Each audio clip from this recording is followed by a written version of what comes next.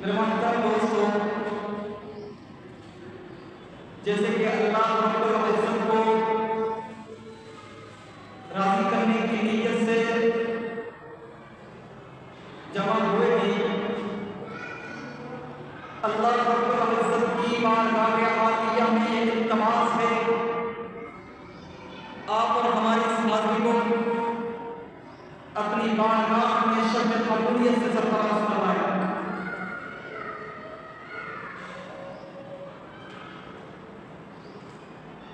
میرے محترم دوستوں،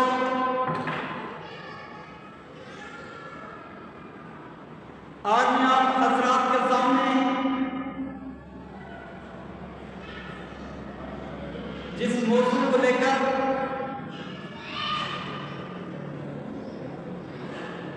جس پھول کو لے کر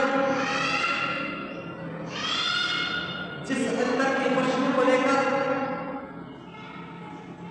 میں آپ حضرات کے سامنے آپ کی خدمت میں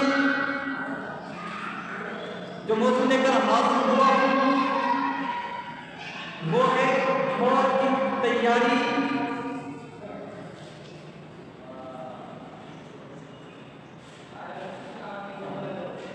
میرے محترم دوستوں، جیسے کہ آپ کو معلوم ہے جو کام کیا جاتا ہے، کوئی بھی کام ہو، اگر تجارت ہو یا عبادت ہو یا کوئی سفر ہو یا کوئی تعمیراتی کام ہو یا کوئی دنیا کا بڑا کام ہو یا چھوٹا کام ہو، اس کے لیے تیاری کی جاتی ہے۔ اگر ہمیں کوئی کام کروانا ہوتا ہے تو ہم اس کے لیے تیاری کرتے ہیں۔ اگر ہم ایک علاقے سے لے کر دوسرے علاقے تک سفر کرنے کی جدوجہد کرتے ہیں، اس جدوجہد سے قبل ہم اس سفر کی تیاری کرتے ہیں۔ اس کے بعد ہم اپنے سفر کو اصلی مقصد کی طرف لے کے جاتے ہیں۔ جب ہم اپنا سفر تیاری کر کے پھر شروع کرتے ہیں، جب ہمارا سفر تیاری شدہ ہوتا ہے، جب ہم سفر سے پہلے تیاری کرتے ہیں تو پھر وہ ہمارا سفر آسان ہو جاتا ہے۔ اگر سفر کرتے ہیں تو سفر سے پہلے تیاری لازمی ہے۔ تیاری کیا ہوتی ہے؟ فلاں علاقے میں جانا ہے، فلاں ملک میں جانا ہے، فلاں بستی میں جانا ہے، فلاں شہر میں جانا ہے، کسی سے ملاقات کرنی ہے یا وزٹ کرنی ہے یا کوئی اور کام ہوتا ہے یا تجارت کے حوالے سے بات چیت ہوتی ہے، تو ہم یہ تمام تر نقشہ، یہ تمام تر باتیں اپنے مشورے میں لے کر بعد میں اپنا سفر شروع کرتے ہیں، تو پھر ہمارے لیے آسانی ہو جاتی ہے، ہمارا سفر کامیاب ہو جاتا ہے۔ تو میرے محترم دوستوں، جو کام کیا جاتا ہے اس کے لیے تیاری لازمی ہوتی ہے۔ مثلا ہم سفر کرنا چاہتے ہیں یا ہم تجارت کرنا چاہتے ہیں یا ہم کہاں پر بھی جاب کرنا چاہتے ہیں یا ہم ڈیوٹی کی ریکویسٹ بھیجنا چاہتے ہیں، تو پھر ہمیں کیا کرنا ہے؟ کیا ہم ڈائریکٹ جا کے وہاں لگ جائیں گے بس ہم کام شروع کر رہے ہیں، یا ہمیں تجارت کرنی ہے ڈائریکٹ جا کر کسی دکان پہ بیٹھ جائیں بس یہ ہمارا کاروبار یہ ہماری تجارت ہے؟ یہ ہرگز نہیں۔ اگر کاروبار کرنا ہے تو کسی دکان پر جائیں گے، اس کو دیکھیں گے، اس کے بعد اس کے مالک مکان کو دیکھیں گے، جو اس کا مالک ہوگا دکان کا، مکان کا، تو اس سے بات کریں گے۔ پھر اپنے ساتھیوں سے اپنے پیاروں سے مشورہ کریں گے بھائی یہ کام ہم کرنا چاہتے ہیں تو اس کے لیے آپ مشورہ دیں گے، یعنی کہ وہ کام کرنے کے لیے ہم تیاری کرتے ہیں، یا یہ کام کر رہا ہوں یہ میرے لیے بہتر ہے یا بہتر نہیں ہے، یعنی کہ تیاری کرتے ہیں۔ کوئی بھی کام کرتے ہیں اس کے کرنے سے پہلے، وہ کام شروع ہونے سے پہلے ہم اس کام کے لیے تیاری کرتے گئے، مشورے کرتے گئے، جدوجہد کرتے گئے، بعد میں ہم اپنی منزل کو حاصل کرتے گئے۔ تو آج میں آپ حضرات کے سامنے جس موضوع کو لے کر حاضر ہوا ہوں وہ بھی تیاری کے متعلق ہے۔ تیاری ہر کسی کی اپنی ہوتی ہے، کسی کی تیاری ہوتی ہے تجارت کے لیے تیاری کرو، کسی کی تیاری ہوتی ہے تجارت کے لیے، کسی کی تیاری سفر کے لیے، اور کسی کی تیاری شادی کے لیے، کیونکہ آج کل تو ہمارے نوجوان میں یہ شعور عام ہو چکا ہے۔ بھائی مودی صاحب نے مشورہ ہوا،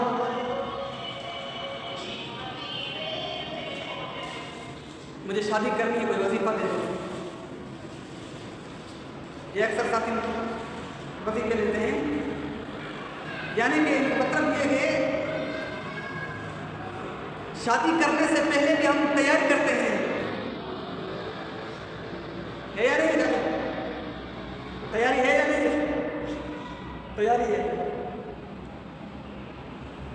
برحال یہ بات میں آپ کے سامنے سے چھیڑ رہا ہوں تاکہ آپ کا مکمل توجہ میری طرف آ جائے۔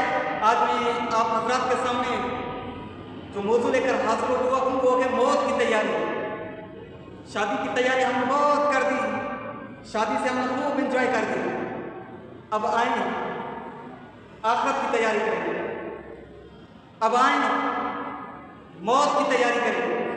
تو ہم نے زندگی اپنی کس طرح گزاری، ہم نے اپنی جوانی میں کیا کیا، ہم نے اپنے چھوٹی ایج میں کیا کیا اور بڑی ایج میں کیا کریں، اس بات کی تیاری کریں تاکہ قیامت کے دن ہمیں شرمندہ بھی نہ ہونا پڑے اور ہمیں کوئی دقت اور تکلیف بھی پیش نہ آئے، اس لیے ہم تیاری کر لیں۔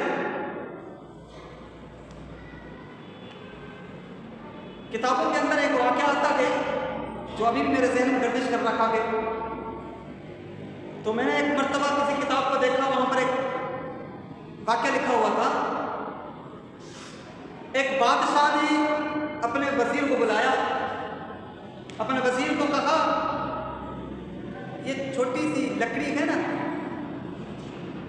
یہ چھوٹی سی لکڑی ہے یہ کسی بے وقوف کو دینا۔ چھوٹی سی لکڑی سولی زندگی میں لٹ وٹ کے اندر بے وقوف کے لیے،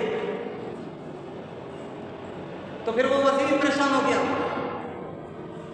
پھر 3 دن تک وہ کبھی ادھر چکر لگاتے رہا، کبھی ادھر چکر کبھی ادھر، یعنی کہ آس پاس میں بادشاہ کی جو ملکت تھی، جہاں پر بادشاہ کا قبضہ تھا، جہاں پر بادشاہ کی بادشاہی تھی، وہاں پر چکر لگا لگا کر پھر آخر میں وہ لکڑی لے کر آیا۔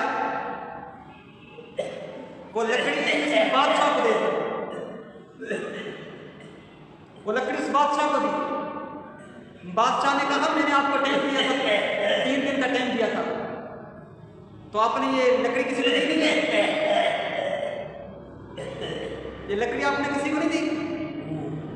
تو اس وزیر نے کہا کہ بادشاہ آپ نے کیا کہا تھا؟ بادشاہ نے کہا وزیر کو میں نے آپ کو یہ کہا کہ یہ کسی بے وقوف کو دے کر ہے۔ تو وزیر نے کہا بادشاہ سلامت میں آپ کی خدمت میں یہ بات کرنا چاہتا، آپ نے کہا تھا کسی بے وقوف کو دینا، پوری آپ کی بادشاہی گھوم کر آیا تھا، پورے محلات کا چکر لگا کر آیا تھا، مجھے کوئی بے وقوف نظر نہیں آیا سوائے آپ کے، آپ کی بادشاہی میں مجھے کوئی بے وقوف نظر نہیں آیا، آپ کی بے وقوف نظر آیا مجھے۔ تو وہ بادشاہ غصے میں آیا، کہا کہ آپ میرے وزیر ہو، آپ میرے کوئی آقا اور مولا نہیں ہو کہ آپ مجھے بے وقوف کہتے ہو؟ تو اس وزیر نے کہا کہ آقا معذرت کے ساتھ کہتا ہوں، بادشاہ سلامت معذرت کے ساتھ کہتا ہوں، جب آپ کہیں کا سفر کرتے ہیں، جب آپ کہاں بھی جاتے ہو، اگر سردی کی موسم ہوتی ہے آپ وہاں پر کمبل لے کے جاتے ہو، وہاں سردی کے وہ جو آلات ہوتے ہیں، جو سامان ہوتے ہیں، وہ وہیں پر لے کے جاتے ہیں۔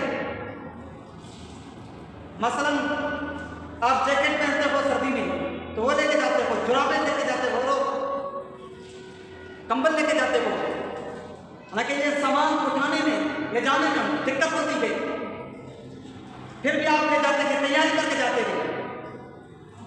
اگر گرمی کی موسم ہوتی ہے تو اس کے ساتھ وہ جو گرمی کا سامان ہوتا ہے آپ وہ لے جاتے ہیں، لیکن بادشاہ سلامت آپ دنیا میں ہو، حیات تک قبل موتی کا حضور صلی اللہ علیہ وسلم نے فرمایا اپنی زندگی کو، اپنی جوانی کو، اپنی حیاتی کو موت سے پہلے غنیمت سمجھو۔ تو پھر اس وزیر نے کہا کہ آپ نے قیامت کی تیاری کی ہے، آپ نے موت کی تیاری کی ہے؟ اس بادشاہ نے کہا میں نے بالکل تیاری نہیں کی۔ تو اس وزیر نے کہا کہ اس لیے میں نے آپ کو کہا کہ آپ سے بڑا بیوقوف مجھے کہیں بھی نظر نہیں آیا، سب سے زیادہ بیوقوف آپ کو، آپ ہمارے آقا و مولا ہو، آپ ہمارے سردار ہو، لیکن آپ ہر چیز کی تیاری کرواتے ہو، لیکن خود آپ نے موت کی تیاری نہیں کی۔ بہرحال میں عرض یہ کرنا چاہتا ہوں کہ میرے نوجوانوں، میرے عزیزوں، اے ایمان والوں، آپ بھی اپنی حیاتی کو قبل الموت غنیمت سمجھو۔ مرنے کے بعد آپ کو کوئی بھی کام نہیں آئے گا، مرنے کے بعد آپ کو کوئی بھی کام نہیں آئے گا، قبر میں بھی تنہا جاؤ گے۔ جب آپ کا نامہ اعمال آئے گا تو وہیں پر بھی آپ تنہا ہو گے، کوئی آپ کے ساتھ نہیں ہوگا۔ تو میرے دوستوں، جو کام آپ کو کرنا ہے وہ زندگی میں کر لو، کسی کا آسرا نہیں کرنا کہ میرے اولاد بہت بڑی فرما بردار ہے، میرے مر جانے کے بعد میرا بہت بھی بڑا خیال کرے گی، میرے مر جانے کے بعد بڑا مدرسہ اور بڑی مسجد بنا کر اس کو آباد کرے گی، بڑی خیرات اور صدقہ اور زکات دے گی۔ اولاد پر اعتماد مت کرنا اور کسی دوست پر اعتماد مت کرنا، خیال کرنا یہ آپ کو دھوکے میں ڈالیں گے، یہ دنیا کی حیاتی آپ کو دھوکے میں ڈالے گی۔ اگر آپ نے دنیا کے اندر اپنے لیے کچھ بھی نہیں کیا تو خدا کی قسم آپ کہیں پر روئیں گے۔ جب آپ کے نامہ اعمال میں کوئی نیکی نہیں ہوگی تو پھر آپ نے قرآن پڑھا ہے یوم یفر المرء من اخیہ وامہ وابیہ وصاحبتہ، وہیں پر آپ کی اولاد، آپ کی بیوی، آپ کے ساتھ آپ کی وہ رفیق حیات بھی آپ سے الگ ہو جائے گی۔ ایک نیکی کے لیے کبھی ادھر جاؤ گے، کبھی ادھر، کبھی ادھر، پھر ادھر جا کے آپ کو چکر کاٹنے پڑیں گے۔ تو اس لیے میں آپ کو عرض یہ کرنا چاہتا ہوں، آپ اپنی تیاری خود کریں، جو کرنا ہے وہ خود کریں، جو اللہ کا حکم ہے وہ خود کریں، کسی پر بھروسہ اور کسی پر یقین نہ کریں کہ بس میرے مر جانے کے بعد یہ کام میرا فلاں کر لے گا، یہ ہرگز نہیں ہے۔ آپ نے دیکھا گے اور آپ کے یہ تجربات بھی ہوں گے، میری عمر 20 سال تک ہے، میں نے اپنی 20 سالہ زندگی میں بہت سے تجربے کیے ہیں اس بات کے کہ اگر والد صاحب اپنی اولاد پر اعتماد کر کے چلا جاتا ہے، میری اولاد مدارس بنائے گی، مساجد بنائے گی، دین کا کام کرے گی، صدقہ اور زکات دے گی، دین کی خدمت کرے گی، جب وہ چلے جاتے ہیں اس کی اولاد مدارس مساجد بنانا تو اپنی جگہ خدا کی قسم اس کو نماز بھی نصیب نہیں ہوتی ہے۔ میں اپنے علاقے کا واقعہ آپ کے سامنے عرض کرنا چاہتا ہوں۔ ہمارے ایک علاقے میں ایک اللہ کا بندہ تھا، وہ بہت اللہ کی عبادت کرتا تھا، آنکھوں سے نابینا تھا، لیکن نماز کی پابندی کرتا تھا، دین داروں سے علماء سے قرآن سے بڑی اس کی محبت تھی۔ پھر وہ اپنے گھر میں بیٹھ کر وہ دوسری منزل پہ پھر وہ اللہ کی ضرب لگاتا تھا، کبھی وہ اللہ کہتا تھا بڑے آواز کے ساتھ۔ ابھی تو ہمارے اندر بھی وہ شعور نہیں ہے کہ اللہ کا ذکر اخلاص کے ساتھ کریں، کوئی خلوص نہیں، لیکن وہ جب ضرب لگاتے تھے اللہ کی یا لا الہ الا اللہ کی یا الحمدللہ کی، تو کچھ ہمارے اپنے عزیز و اقارب کے رشتے دار تھے، کبھی کبھی وہ ہمیں بتاتے تھے کہ یار فلاں ٹائم پر ہم نے یہ آواز یہ ذکر سنتے تھے، فلاں ٹائم پر یہ آواز آتا تھا، یہ بہت اللہ کا ولی ہے۔ تو اس کا ایک چھوٹا بچہ تھا، اس کی عمر میں میری جتنی عمر اتنی تھی، اور کراچی میں مدرسہ جامعہ عثمانیہ وہاں پر میرے ساتھ پڑھتا تھا، قرآن مکمل کیا۔ پھر وہ اللہ کا بندہ جو تھا اس نے اپنے اولاد پر اعتماد کیا، اس نے کہا کہ ابھی مجھے کوئی فکر نہیں، میرے بچے نے قرآن مکمل کر دیا، پہلی فرضی پڑھ دیا، ابھی عالم ہونا شروع ہو گیا، تو ابھی میرے جانے کے بعد بھی یہ عالم بن جائے گا، بڑا عالم بنے گا۔ اس کی علماء کے ساتھ بڑی محبت تھی، کبھی کہتا تھا وہ بڑا عالم کی طرف بڑا عالم بنے گا، کبھی کہتا تھا کہ بڑا بزرگ کی طرف بڑا بزرگ بنے گا، کبھی کہتا تھا بڑے مدرس کی طرف بڑا مدرس بنے گا۔ مجھے اپنی اولاد پر اعتماد ہے، اس کا یہ اعتماد یہ چلتا رہا، اس کی وفات ہو گئی۔ اس کے بعد آج اس کی وفات کو 10 سال 11 سال گزر چکے ہیں، اس وقت میں بھی چھوٹا تھا۔ تو ابھی اس کی اولاد نہ نماز پڑھتی ہے، نہ قرآن کی تلاوت ہوتی ہے، اور نہ اسی گھر میں قرآن کی کوئی آواز آتی ہے۔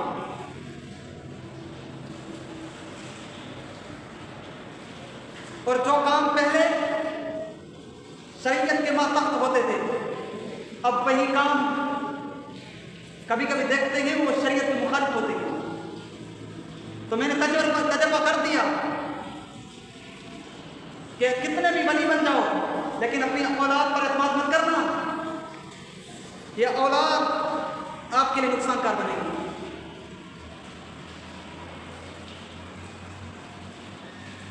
میرے محترم دوستو،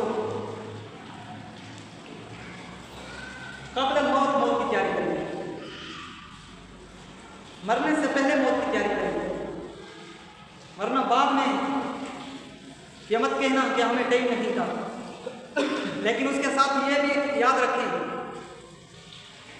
کہ زندگی پر کوئی اعتماد نہیں ہے، کبھی بھی ہماری زندگی یہاں سے چلی جائے گی، کبھی بھی ہمارے پر موت آ جائے گا، کوئی یقین نہیں ہے۔ آپ نے دیکھا کہ باپ زندہ ہوتا ہے، بیٹے کا جنازہ آ جاتا ہے، دادا زندہ ہے، پوتے کا جنازہ آ جاتا ہے۔ اس لیے قرآن نے آواز دیا فَإِذَا جَاءَ أَجَلُهُمْ لَا يَسْتَأْخِرُونَ سَاعَةً وَلَا يَسْتَقْدِمُونَ۔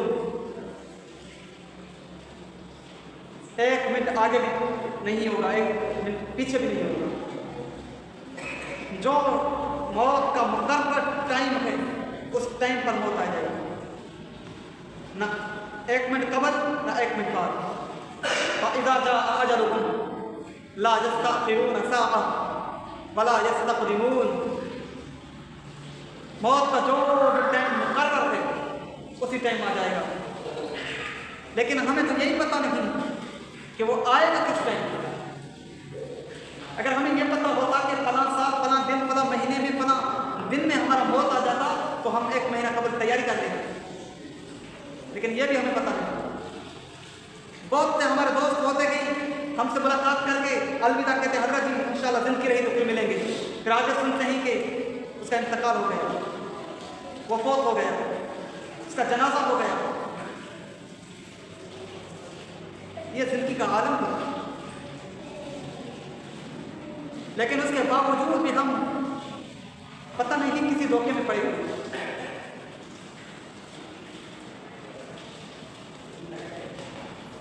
میرے معزز دوستو، اس لیے قبل الموت تیاری کرنا ہے۔ تیاری کیا ہے؟ تیاری یہ ہے کہ اپنی زندگی کو مکمل طور پر حضور صلی اللہ علیہ وسلم کے بتائے ہوئے احکام کے مطابق بسر کریں۔ جو بھی میرے آقا صلی اللہ علیہ وسلم نے احکام بتائے گئے اس پر عمل کرنا، یہ ہماری تمام تر زندگی کا مفہوم اور منزل ہے۔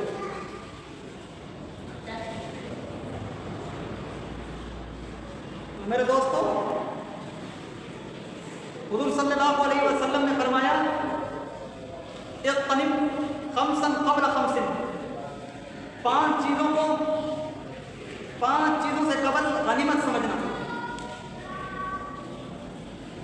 پانچ چیزوں سے قبل غنیمت سمجھیں۔ بعد میں یہ نہیں کہنا کہ یار کاش کہ یہ کام میں کر لیتا، جو کرنا ہے پہلے کر لو۔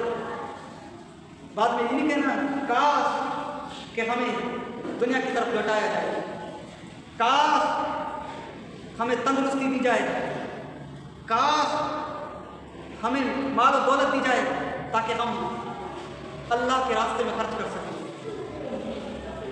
کاش کہ ہمیں حیاتی دی جائے۔ پھر یہ مت کہنا۔ میرا آقا صلی اللہ علیہ وسلم نے فرمایا پانچ چیزوں سے قبل غنیمت سمجھیں۔ پہلے نمبر پر اپنی جوانی کو بڑھاپے سے قبل غنیمت سمجھیں۔ جو عبادت، جو ریاضت، جو قرآن کی تلاوت، جو ذکر و اذکار جوانی میں ہوتا ہے وہ بڑھاپے میں نہیں ہوتا۔ اس لیے جتنی عبادت کرنی ہے وہ جوانی میں عبادت کریں، جتنا ذکر و اذکار کرنا ہے وہ جوانی میں کریں۔ اگر آپ جو دین کا کام، جو شریعت کا کام جوانی میں زیادہ کریں گے اور بڑھاپے میں آپ کم کریں گے تو پھر بھی آپ کو وہی ثواب ملے گا، کیونکہ آپ نے اپنی کوشش تو مکمل کی ہے نا۔ اور دوسرے نمبر پر میرے آقا صلی اللہ علیہ وسلم نے فرمایا مریض ہونے سے پہلے اپنی صحت کو غنیمت سمجھیں۔ یہ نہ ہو کہ آپ مریض ہو جائیں، ہاسپٹل میں ہوں، پھر کہیں کہ کاش مجھے صحت مل جائے، میں نماز پڑھوں، میں تہجد پڑھوں، میں نفل پڑھوں، میں قرآن کی تلاوت کروں۔ یہ مت کہیے، تو پھر یہ شاید کہ ہمیں صحت نصیب نہ ہو، ہمارا موت آ جائے۔ تو میرے آقا صلی اللہ علیہ وسلم نے فرمایا مریض ہونے سے قبل اپنی صحت کے اندر قرآن کی تلاوت کریں، کثرت سجود کریں۔ مریض ہونے سے قبل اپنی صحت کو غنیمت سمجھیں۔ اگر یہ صحت چلی جائے گی تو پھر آپ پچھتاؤ گے، کہو گے کاش صحت مل جائے گی۔ اور تیسرے نمبر پر میرے آقا صلی اللہ علیہ وسلم نے فرمایا فقر آنے سے پہلے، غریب ہونے سے پہلے اپنے مال کو غنیمت سمجھیں۔ اگر اللہ نے آپ کو مال دیا ہے، اللہ نے آپ کو غنی بنایا ہے، تو پھر آپ اللہ کے راستے میں خرچ کریں۔ وہ مال جہاں خرچ ہوتا ہے اس جگہ پر خرچ کریں،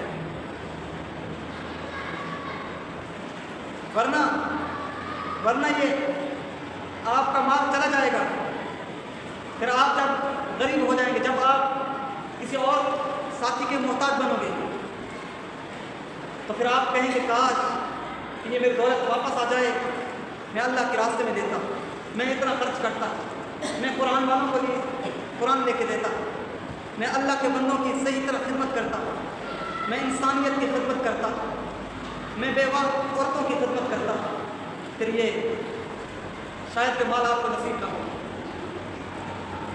اور چوتھے نمبر پر میرے آقا صلی اللہ علیہ وسلم نے فرمایا اپنی مصروفیت سے قبل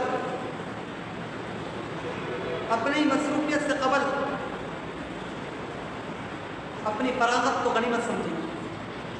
اگر آپ فارغ ہو، آپ نماز پڑھیں، قرآن کی تلاوت کریں، ذکر و اذکار کریں، اللہ کو یاد کریں، استغفار کریں، ورنہ آپ مصروف ہو جاؤ گے اپنے کاموں میں۔ پھر کہو گے یار ٹائم نہیں مل رہا کہ نماز پڑھوں، ٹائم نہیں مل رہا کہ قرآن کی تلاوت کروں، ٹائم نہیں مل رہا کہ مسجد کی طرف جاؤں، ٹائم نہیں مل رہا کہ میں کعبۃ اللہ کا طواف کروں۔ بات تو ہے لیکن میرے پاس اتنا ٹائم نہیں کہ میں فرضی حج کو ادا کر سکوں۔ تو حضور صلی اللہ علیہ وسلم نے فرمایا اپنی فراغت کو غنیمت سمجھیں مشغولیت سے قبل۔ اور پانچویں نمبر پر میرے آقا جناب محمد عربی صلی اللہ علیہ وسلم نے فرمایا اپنی حیاتی کو غنیمت سمجھیں قبل الموت، موت سے قبل اپنی حیاتی کو غنیمت سمجھیں۔ اللہ نے آپ کو حیاتی دی ہے تو اس حیاتی کے اندر آپ جو کرنا چاہتے ہو کر کے دکھاؤ۔ اللہ نے آپ کو جو حکم دیا ہے وہ کر کے دکھاؤ۔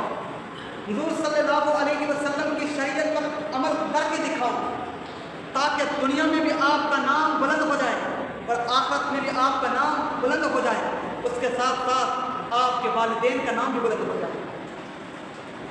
ورنہ جب موت آ جائے گا تو پھر یہ مت کہنا کہ کاش ہمیں حیات مل جائے تو ہم حضور صلی اللہ علیہ وسلم کی شریعت کے مطابق اپنی زندگی بسر کریں۔ میں آپ حضرات کے سامنے ایک واقعہ پیش کرنا چاہتا ہوں۔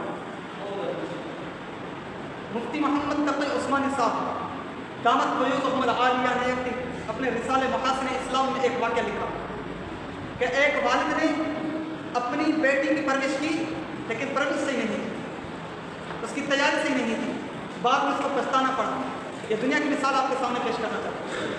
تو اپنی بیٹی کو مکمل دنیا کی جو بھی اشیاء تھی وہ مکمل حاجات کو پورا کیا، جو بھی اس کی ضروریات تھی اس کو مکمل کیا، اور وہ میک اپ شکپ جو لگاتے ہیں نا، یعنی کہ ناخن کو جو لگاتے ہیں پالش لگاتے ہیں اور ہونٹوں کو لپسٹک لگاتے ہیں اور آنکھوں کو بھی پتہ نہیں کیا کیا چیز لگائی جاتی ہے، تو وہ چیز مکمل کرتی۔ وہ کالج میں پڑھتی تھی، وہ خوب عیاشی کرتی تھی، کچھ عرصے تک وہ پڑھی۔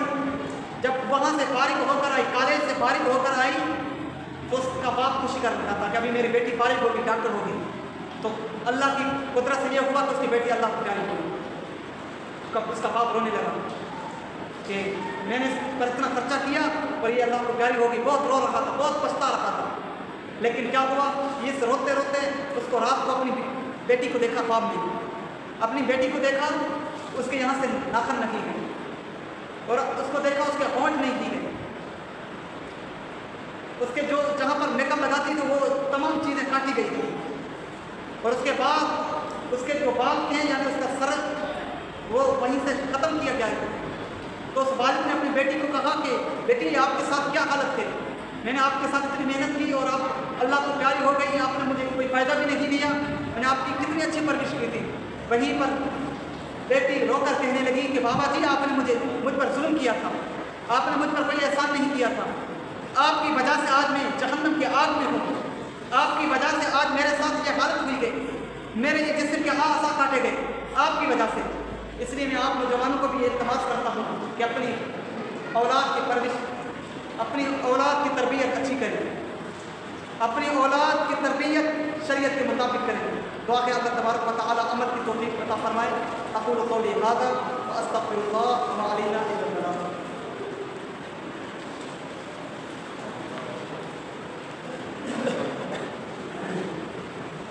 ساتھی متوجہ ہوئے، ایک اعلان ہے، جامعہ کے اندر ایک ساتھی آیا ہے، 60 سال تک اس کی عمر ہے اور وہ نابینا ہے اور اس کے کمانے والا کوئی نہیں ہے۔ اس کا ایک بیٹا ہے وہ بھی نابینا ہے اور اس کی 2 بیٹیاں ہیں وہ بھی نابینی ہیں، لیکن بات یہ ہے کہ اس پر قرضہ ہو چکا ہے زیادہ، لیکن وہ आप दोस्तों के पास ये इल्तमास लेकर हासिल हुआ कि आप उसके साथ ताउन करें। वो जब उसको ताकत थी वो पढ़ाता था, लेकिन इसी वक्त वो कमज़ोर हो चुका है, 60 साल तक उसकी उम्र है।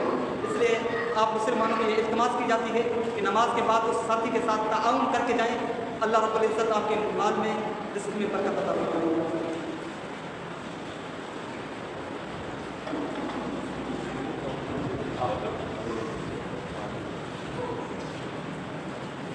Teman-teman